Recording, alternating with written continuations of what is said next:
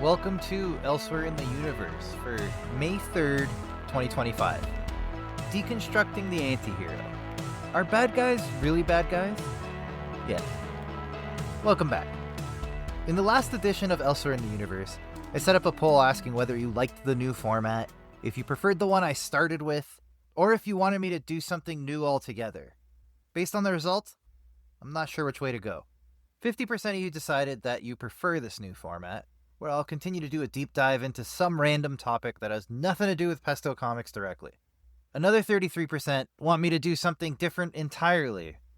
And for the last 17%, I think you get what you want. You just have to scroll past my story that I worked hard to put together. It's okay. Feel free to skip to the bottom and enjoy the links. I'll keep going with this format until you guys tell me otherwise. I have Elsewhere stories queued up until September. So we'll review then if this is worth continuing or if I should do something different entirely. There's still some room for experimentation, given there's no real limitation on the length of the newsletter. I'll continue with the deep dives and the meat of the posts, and I'll leave room for the experiments. I thank you guys, as always, for the feedback. It means a ton, as this part of the newsletter is an experiment in itself. I have lots of plans for the rest of the year, not just with this newsletter, but with comics and novels, and a couple more things that aren't quite ready to be talked about yet, but should be a lot of fun.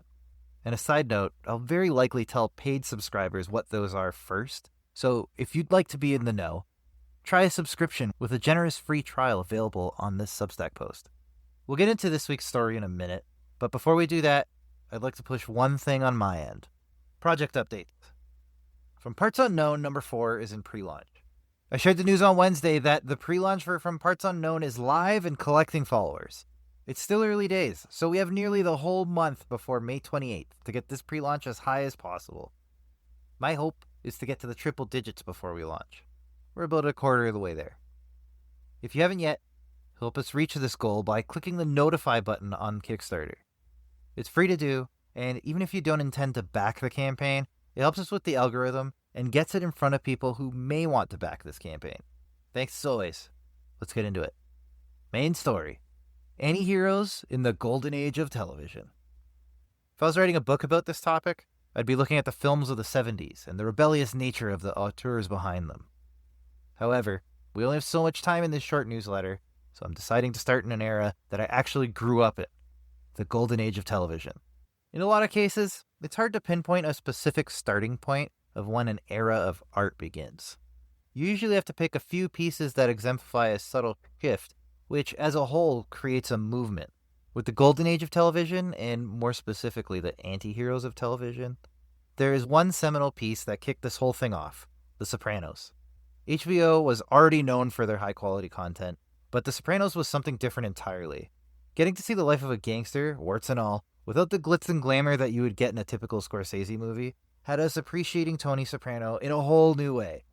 We were able to see a level of depth that no movie runtime would allow for. Although Tony could be absolutely awful, as one would expect from a mob boss, you couldn't help but sympathize with him in some way. He was brash, he was hair-triggered, he didn't have any kind of clear-cut morality, like some anti-heroes we'll talk about soon, or any altruistic motivation. Even when he'd claim one existed, usually when trying to absolve himself of guilt, his actions proved he had none. And yet you would cheer for his survival and success right through to his very abrupt end. Side note, I'm still not sure how I feel about the show's ending. It's gimmicky and a little bit tacky now that you look back at it. Yet, it may have been the best ending for the show. Anything else may have just been too cliché, which would betray the series entirely. Antiheroes have levels.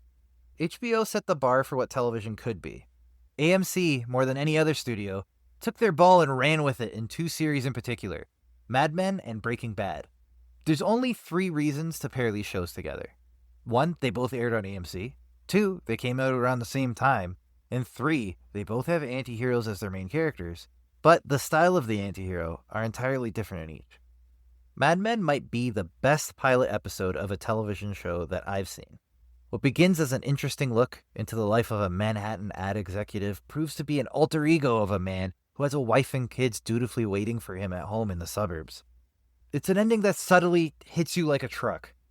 Don Draper's absolute lack of a moral compass shines through in nearly every action he takes, but you don't know until the end. On the first watch, you just think he's a captivating gentleman going about his business. Instead, he's a tortured soul that, as the series goes on, does more and more to alienate those around him. Anytime someone gets close, he's quick to spiral into self-sabotage. Speaking of spiraling and self-sabotage, Breaking Bad is an entirely different show in the way that it kicked off. The pilot was nothing to write home about. In fact, the first time I watched it, I stopped watching the show for a while as it really didn't grab me. If it wasn't for my brother telling me that it's a must-watch, I may have never returned to it. Boy, I'm glad I did. Breaking Bad is arguably one of the best shows ever to be on television. The character arc of Walter White is so well thought out that even though he is so far from the man he was in the first episode, you still feel that attachment that you felt then, even in his final moments where he has truly turned into a monster. Objectively speaking, Walter White is a terrible person. Don Draper might be a bit self-centered and not what most of us would call a good guy. He's nearly forgivable. Walter White, on the other hand, is irredeemably evil. Even so, by the end of the series, Walter White may have some blood on his hands, but he didn't take glee in it like our next antiheroes have. When murder is justified. We all know Batman's stance on murder. It's a line not to be crossed. His moral stance makes him so interesting. He could off the Joker and save Gotham, but his code sees him suffering endlessly, regardless of the pain it may cause. That's what drives his story. That's not to say it's what drives everyone's story. What makes Dexter interesting isn't just his disconnection to humanity, but the fact that he does his best to abide by a moral code.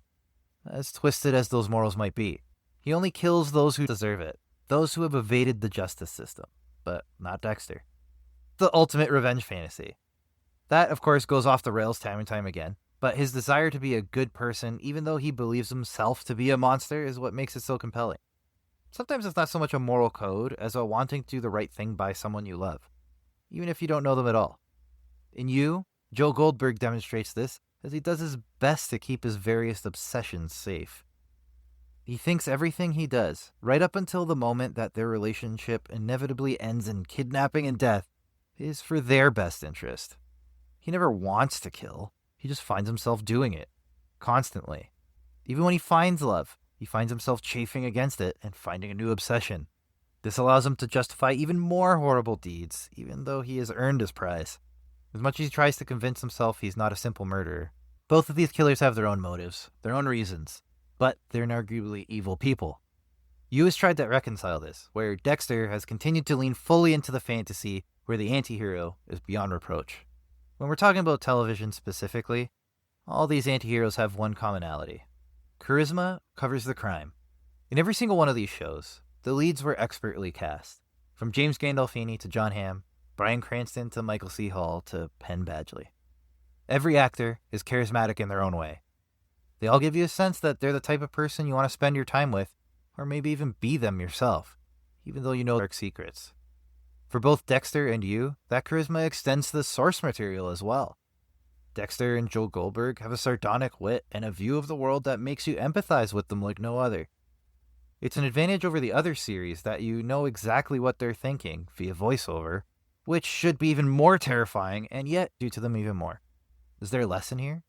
There should be. In fact, I think the age of the anti-hero might be ending. With everything that's happening in the world, we seem to be driving more to just straight heroism. We need it more than ever. The morally ambiguous or self-indulgent hero doesn't feel sufficient. We've seen too many people succeed in real life this way for us to want to see them succeed in our fiction. At the very least, if we do back the anti-hero for a while, we want an acknowledgement that these are bad people who should not be admired. Look no further than Succession or The Penguin for evidence of that. The bar for these anti-hero stories has been set pretty high. Simply having an anti-hero isn't enough nowadays. Where in the early 2000s, just having a morally corrupt lead was interesting enough. Now, there needs to be even more depth and thought behind it than there would need to be for a conventional hero. I don't think the anti-hero will ever go away, but you need to keep peeling the onion to the core if you want to hit the heights of these examples. What do you think? Did I miss any anti-heroes? Am I wrong about them? Let me know in the comments. Until next time. Make sure to check out the Substack post as I have some Kickstarters to check out, including the game 1 to 4, the sexy sci-fi thriller is back. Blazing Blade of Frankenstein 1 to 4, complete first arc. A Tale from the Far-Flung Future, A Star Called the Sun, and Death Transit Magpie. There's also some Sizzling Substacks, including The World Needs Your Passion, Monica Lionel, The Author Stack by Russell Nolte, Author Strader by Megan McIsaac, The Comics Crowd by Kevin Laporte, and Substack by Jim Zup. And speaking of Substack, what's coming up on this Substack? On Wednesday, May 7th, we have the Postmortem for From Parts Unknown #2. It's an in-depth look at the 7th Pesto Comics campaign. And Saturday, May 10th, a paid post, Working the Socials. Is social media even social anymore? And Wednesday, May 14th, triple fulfillment. Naked Kaiju Woman, From Parts Unknown 2, and Big Smoke Pulp Volume 1, fulfilling all 3 of those campaigns.